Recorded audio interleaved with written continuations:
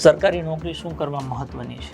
એક વખત તમને સરકારી નોકરી મળી જાય કે પછી આજીવન પગાર જ લેવાનો. માની લો તમે ખેડૂતો 4 મહિના ધનધનાઈને ખેતી કરો ને એક ટાઈમ વરસાદ આવે તો કે બધું બગાડી દે. અથવા તો માની લો 4 મહિના મહેનત કરી, પાક લઈ લીધું, ફરી બીજી સિઝન માટે ફરી મહેનત કરવાની, દર સિઝને મહેનત કરો. આ અહીંયા એક જ જગ્યા છે, એક વખત મહેનત કરીને લાગી ગયા કે પછી ઉપાધિ વગરનું છે.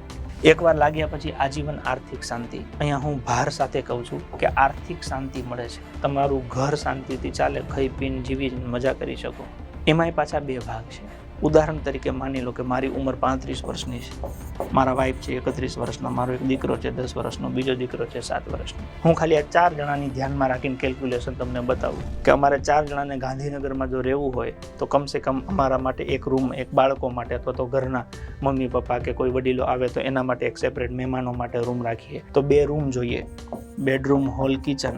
ઓકે, 2 બેડરૂમ, એક હોલ ને એક કિચન, એટલે આવું 2 BHK બોલાય. આવો એક ફ્લેટ ભાડે રાખીએ તો ગાંધીનગરમાં મિનિમમ 25,000 રૂપિયા જેવું ભાડું લાગુ પડે.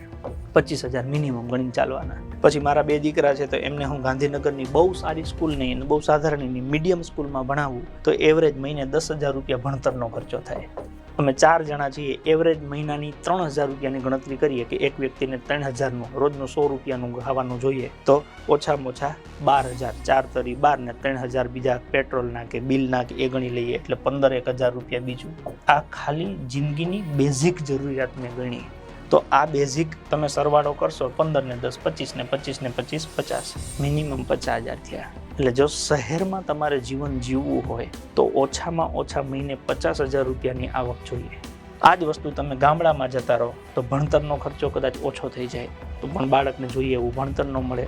પોતાનું ઘરનું ઘર હોય તો એ ખર્ચો ઓછો થઈ જાય. ખાવા પીવાનો મહિને 20,000 રૂપિયા જેવો ખર્ચો થાય ગામડામાં જતા રહો તો. પણ એટલું તો નક્કી છે કે મિનિમમ 20,000 અને 50,000 આની વચ્ચે તો તમારી આવક હોવી જોઈએ.